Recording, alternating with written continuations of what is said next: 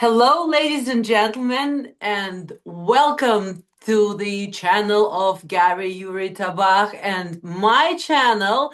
We have a very special guest today, and I will ask U.S. Navy Captain Garri to introduce our special guest to the audience.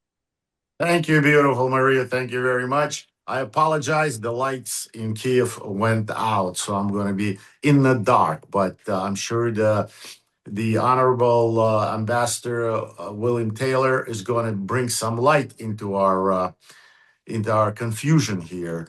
Let me introduce you a very special man. Very special man. I followed him for many years.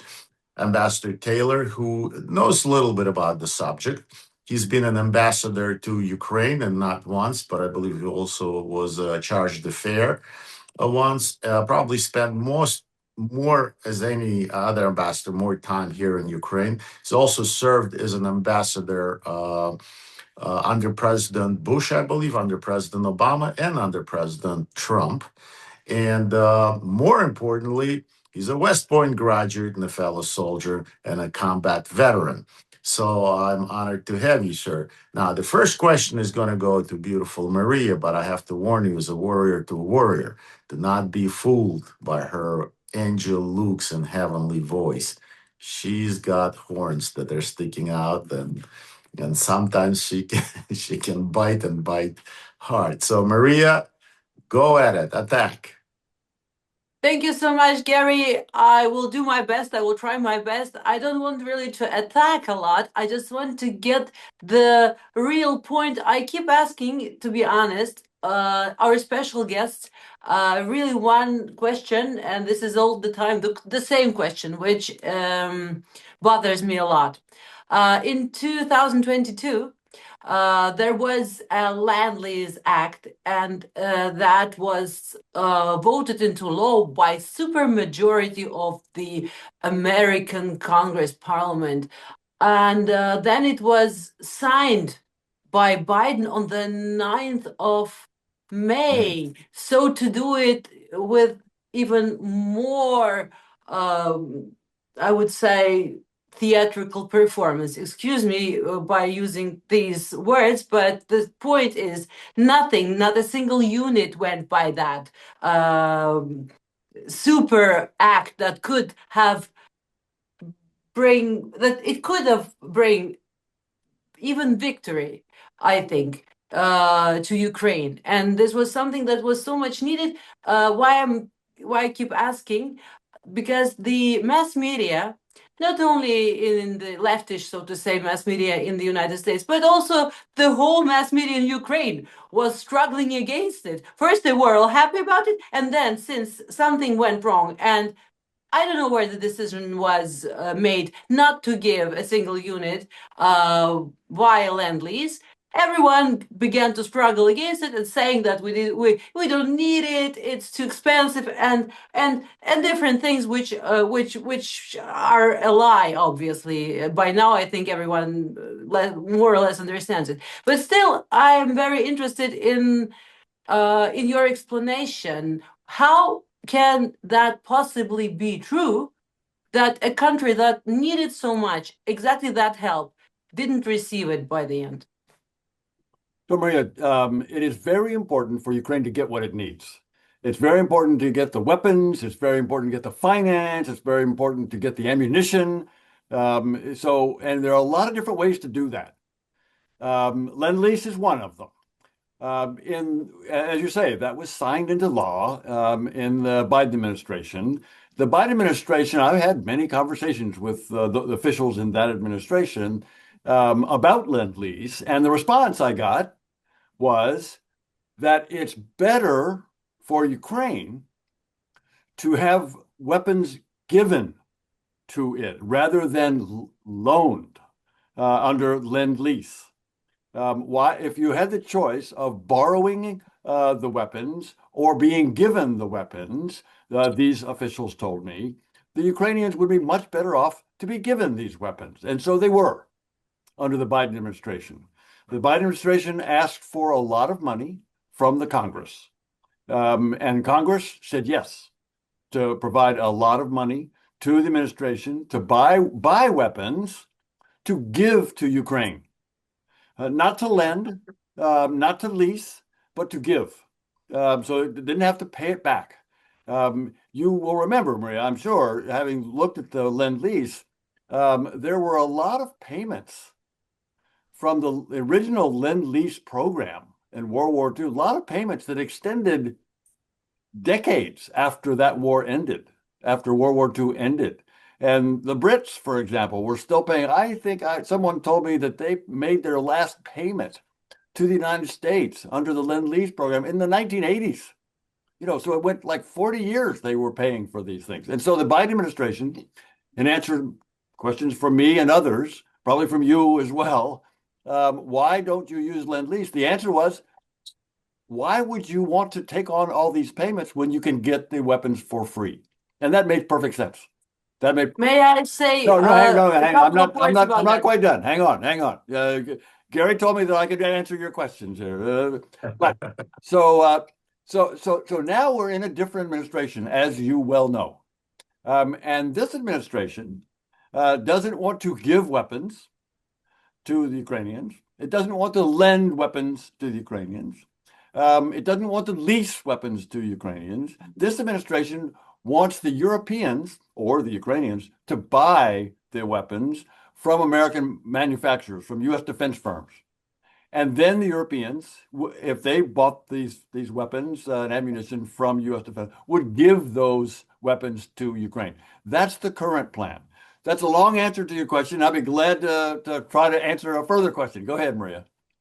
The point is, when you said correctly, absolutely, that there was a lot of money spent, but it was not the money that would be spent by delivering any weaponry to Ukraine. Major sums, maybe 80%, were spent on the weaponry itself to make new weapons in the USA. That means that from these whole huge amounts, Ukraine got at that moment on the front line very few of what it really needed, and that's the point why we couldn't make a better result. The result is still amazing. I mean, the enemy is 26 times bigger than we are, but anyhow, should we have enough in 2022, 2023, probably the situation would be far better. The point is that that was all invested into the producing of the weapons that may be possibly bought now because they're newly done, newly made, freshly, so to say. But the weaponry that was standing and ready to be given to Ukraine directly from California, Alabama, there are huge square kilometers of that.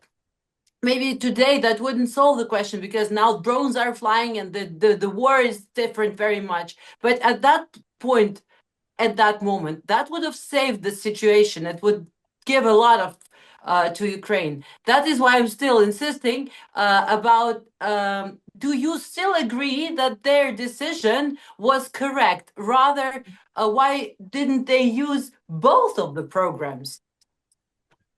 So, Maria, we are where we are. What we need to do right now is provide the funds one way or the other so that the weapons can come to Ukraine. And if that comes from Europe, great. If that comes from frozen assets, we'll probably talk about that. That's great too. We can talk for a long time about what should have been done. And I might agree or I might disagree. I think, in fact, what the Biden administration did was to take weapons and ammunition out of stocks, out of inventory. So let's just use 155 artillery ammunition as an example. The United States had thousands, probably millions of those weapons, of that ammunition, of those rounds, artillery rounds, in stock, already ready to go, ready to be fired. And they had money to replace them. So what the Biden administration did is they took a lot of those weapons, a lot of those 155 rounds out of inventory, out of stocks, They were war stocks. They were ready to fight a war. They're ready to go. And the Biden administration took them out of U.S. inventory, sent them directly to Ukraine. And then, exactly what you said, they used the money that the Congress had appropriated to replace those ones that were sent to Ukraine. And that allowed the Ukrainians to get the weapons right away, rather than having them manufactured in the plants. So, but again, the important thing is how we support the Ukrainians today and tomorrow so that they can win. So we got to focus on that is my suggestion. Okay, one more precisement. The law was very different from the law that was for the Second World War. Ukrainians would not have to pay for it for years afterwards. It was really a very good law for Ukraine with very significant difference looking back to the World War II. But thank you very much for your answer, and Gary, please carry on. Well, Mr. Ambassador, thank you. But of course, you and I know being around this place, and you have a great experience being in the Middle East as well. Giving money here and giving weapons is a huge difference. It's true. Money have a tendency to disappear somehow, even in our country, and all those things. But my question to you, and you and I, we've talked about it before, is as you know, I've held two positions in NATO, and I'm not indifferent to what is going on with NATO. As you are not indifferent to what is going on in Ukraine, you're very much involved in the Ukrainian affairs, and I think Ukrainian people really appreciate that. But today we see, when we're conducting a military operation in Iran with Israeli forces, and even the Arab countries willing to go into a coalition with us against Iran, Europe, our NATO allies, acting very strangely, I would say. The largest NATO army after ours is Turkish army, and Erdogan is said that he's saddened about the death of Ayatollah Khamenei. Which is, to me, is really bizarre. It's like Winston Churchill would be telling us that he's saddened about the death of Hitler because the Soviets got him. Spain, Rota, Spain, where it was our largest anti-submarine base, where the P3s was located, Spain refused for us to use that base. Macron of France is saying that operation should stop immediately. So what are our allies in NATO? And Ukraine is trying, is written into law to be part of NATO. It appears to me that those NATO allies or NATO partners are really weather partners. It all depends who is in power at the time and whether they're going to support us or not in our efforts to get rid of this terror organization, this country that sponsors terrorism and idols and free Iranian people. We see how they're celebrating all over the world and thanking President Trump for finally bringing, hopefully, the end to this horrible organization. What is wrong with NATO? And although I hope that I will share that bottle of Horilka that we will win before November, that we will not pull out of NATO. So, because there is a little internal thing going on where Ambassador broken the bet that I said that we will not pull out of NATO by November, but the Ukrainian ambassador said that we will. So we bet whiskey from my side and bottle of Horilka from Ukrainian side. So that is why I wish that I would share that bottle of Horilka with ambassador as a mediator. Yes, sir. But I think this is already the second bet It's a that you second. have. It is true. Yeah, ambassador is aware of it. Yes. So, Gary, on NATO. Yes, sir. You're going to win your bet, by the way. We're not going to pull out of NATO. Right. NATO is very important to the United States. NATO is how we deter the Russians. Right. And before that, how we deterred the Soviets. from any attack on any NATO nation, any NATO nation. And so it's very important. To us, it's very important to them. It's very important for our leadership, our ability to defend Europe. It's NATO, and NATO is the best deterrent for any attacks, any threats by the Russians on any NATO nation. So you're going to win your bet. We're not pulling out of NATO by any means. That's number one. Number two, the NATO treaty, as you know, Gary, obligates all NATO nations to come to the defense of any nation that is attacked by anyone, but obviously by the Russians is what we have in mind. That is, if the Russians were to attack Estonia, we would defend Estonia just as if the Russians attacked us. Attack on one is attack on all. That's the famous Article 5 commitment that President Trump has reaffirmed. At the latest NATO summit, President Trump reaffirmed Article 5. President Trump also reaffirmed the importance of staying in NATO. So President Trump is going to help you win your bet as well. Number three, the United States, with Israel, another ally, is taking out the threat of the theocratic regime in Iran. It seems to have done a very good job of doing that so far by eliminating the leadership and reducing and really dramatically degrading the out of country, that is the external threats that Iran poses to its neighbors and to our bases in the region. And the military operation going on right now against Iran is having a very good effect. There's no obligation under the NATO treaty for any other NATO nation to join that effort.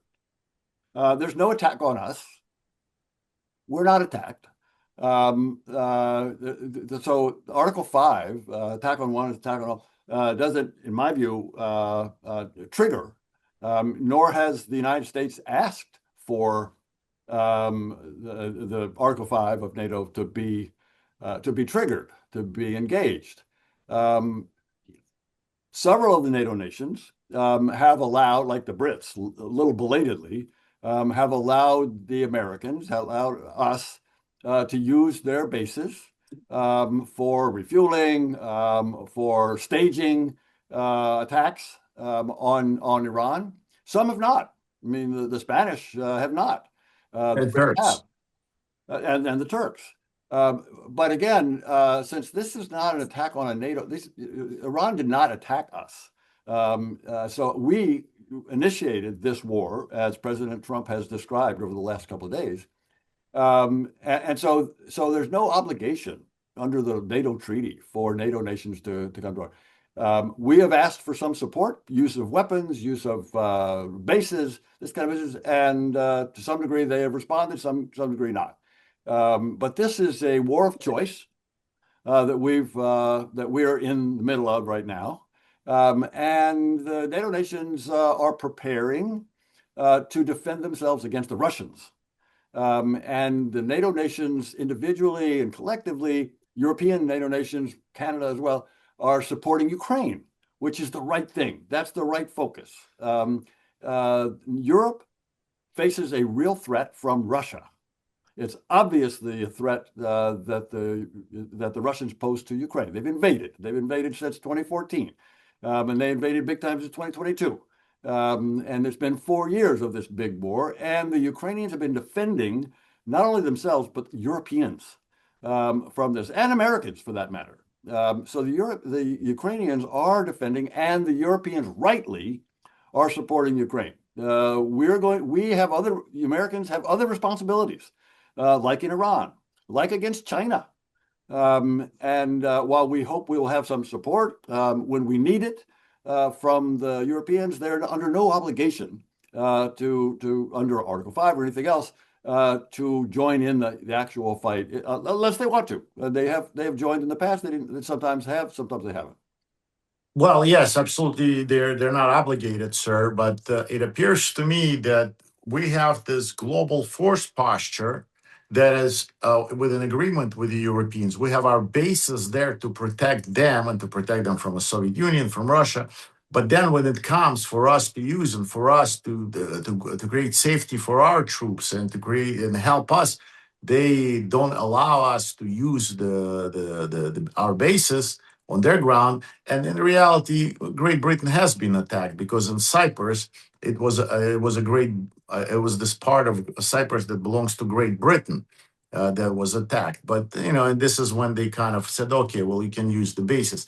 It appears to me that there's a kind of a global war going between globalists and capitalists, and we can say this is Soroses and this is Trumpists and whatever, however we can label them, Bolsheviks and capitalists, whatever we can name it in any. It appears to me personally that they're really fighting with President Trump rather than if this war would have been initiated, although I don't think that it would have been by President Obama or President Biden, then Europeans would have assisted him in it. But because it is initiated by President Trump, they're trying to cause trouble for us, for Americans, and putting our troops in harm's way by not allowing us to use the bases. Do you have that feeling that there is just a resentment and there's not a willingness to give a victory to President Trump, another victory, after Panama, after Venezuela, and now Iran, that has been awaited for so long for Iranian people all over the world. This is what do you think? What did Oh, you? no, I disagree, Gary. I don't think the Europeans are trying to deprive President Trump of another victory. No, I don't think so. I think they want him to succeed. There is unanimity. Everyone agrees that the Ayatollah was a horrible person, responsible for many deaths, not just Iranians, but also American deaths and European deaths. And so he was a horrible, it's good to get rid of him. And the Europeans are happy to see him go. The Europeans are happy that Trump. Then why don't they let us use our bases? Some do and some don't. So what they do is they're happy that the Trump administration is doing that. Some are allowing the bases to be used, some are not. But again, the focus, it seems to me, of the Europeans is to defend themselves in the first instance with the United States support, and in particular to support Ukraine. So I think that is going to be it should be the right focus for the Europeans. The British, they've attacked and they're going to respond. In fact, I think the Ukrainians are going to help the Brits Yes, against the drones that they've. that's true. That is true. So do you think Europeans doing enough? Do you think they're pulling their own weight in defense of Ukraine? Or should they do I more? think they're stepping up their support for Ukraine while the United States pulls back, frankly. Right now, the United States is not providing any direct support to Ukraine. It's a sad statement. We are not. The Europeans are. Europeans just passed are in the final stages of providing 90 billion euros, $105 billion to Ukraine for the next year and a half to keep them going. The Trump administration has not asked Congress for any money to provide to Ukraine, whether it's in weapons or whether it's in financial support. So our support, in terms of the dollar support, it goes way down, and the Europeans have gone way up. The Europeans, Gary, as you well know, are seriously talking now about putting some of their troops on the ground in Ukraine that would defend against and deter the Russians from attacking again. So, and the United States actually, to our credit, to President Trump's credit, has agreed, the United States has agreed that we will back up that coalition of the willing, back up that reassurance force, not by putting troops on the ground, but by providing air cover, air power. Right. And so, I think the Europeans are stepping up. Sure, they should do more. We should do more. We should do more. Do you think that?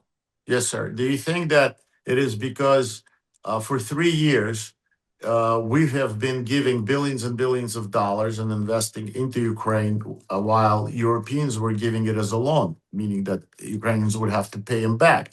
And for 3 years, Europeans have been buying oil and gas from Russia and actually paying them way more than they were supporting. And They until still do. I still do until 2027, they're going to continue this. And we as Americans are looking at it and saying, listen, we're providing them with money that they don't have to pay us back. Europeans providing them with money that they will have to pay back. And Europeans giving way more money to Russians to conduct this war. And it is until President Trump that stepped in and said, listen, this is going to stop. You Europeans have to stop buying and financing Russia and China. And you will, if you want to help Ukraine, because the war is in Europe, it is your war, it is in your backyard, you have to buy it. You don't pay to Russians, you pay to us, and we provide the weaponry. And it is him who was twisting the arms, as they like to say that here in Ukraine, that forced Europeans to do their part in this war, instead of having this war of attrition, which Ukraine, of course, cannot withstand much longer. So President Trump told Europeans that they need to stop buying oil, and to a large degree they have and are. Those that continue to buy Russian oil and gas are Hungary and Slovakia. Right. That's where, and they need to stop. And President Trump needs to lean on those two nations. I mean, Hungary in particular Orban is a close friend of President Trump. President Trump could put some real pressure on Hungary, on Orban, to stop buying oil and gas from the Russians. Absolutely could. I don't think President Trump could also put pressure on Orban to get out of the way of Ukraine joining the EU. Orban is the problem, and now he's joined by Fico in Slovakia. Is the problem standing in the way of Ukraine joining the European Union? There's a lot of pressure that President Trump could put on Orban and Fico to get out of the way, stop buying oil, and allow this accession membership process to go forward to the EU. Right. Well, I think that everyone would be very much interested in getting into the Schengen zone. That would be perfect. But is really the economics of European Union so brilliant that Ukraine should be dreaming of joining it? This is something that probably some professors and people around the world, the libertarians and MAGA and a lot of people, they disagree that it would be of a great help to Ukraine. Well, this is just another point of view. What I'm trying to say I think now, that also, if I can use, I'm not sure they're friends, as President Reagan said, that if you want to have a friend in politics or in Washington, get yourself a dog, because we can see how those things change. It is just you that have a very unique combination of being a soldier and a diplomat, but we're in the military, we could be friends. I don't think in politics people are ever friends in a sense. Mr. Ambassador, dear Captain Gary, I think that we have now an interesting point, which is that if the Europeans will really step up, as Mr. Ambassador mentioned, their efforts, and at the same time, they're not really, well, some of them do, some of them don't. You said it is not obligatory to help in the war with Iran, though all the world, of course, is happy that it began finally, because so many decades of threats from this terroristic regime of Ayatollah, and we were only discussing it, and now we see actions. But Maria, I think I that would just put one point on that, Maria. There is one person who's not happy. Most people are. You're exactly right. But Putin is not happy. definitely not. Definitely. He's not happy at all. He's not, definitely. There are only two nations in the world that sell weapons to the Russians, and now there's only one, and now it's just North Korea.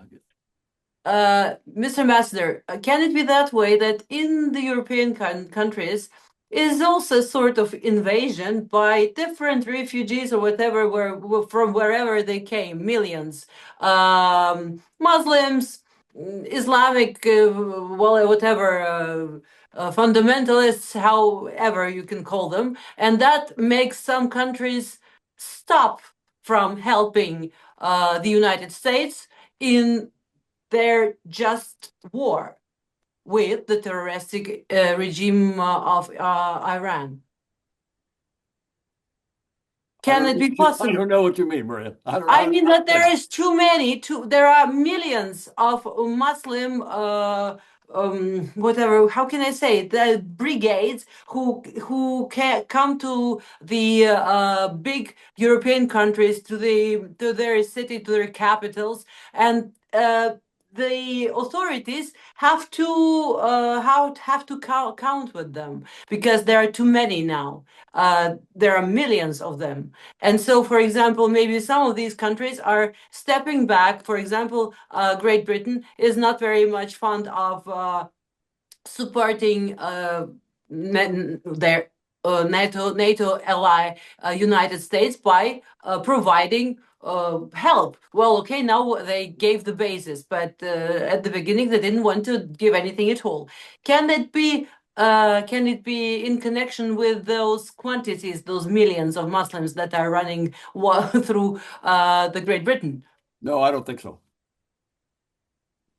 No? Okay. All right. Well, Maria, one more question from you. All right. My question is, we don't have an ambassador at the moment in Ukraine, and I think it's the key figure for everything. How can you explain why is there no ambassador appointed, well, for quite a long period? There should be. There absolutely should be. And there's also no ambassador in Moscow. That makes sense. I mean, why would we send? But we should have an ambassador. We should have a full ambassador, a Senate-confirmed ambassador in Kyiv. We have a very good chargé. Ambassador Davis is doing a fine job.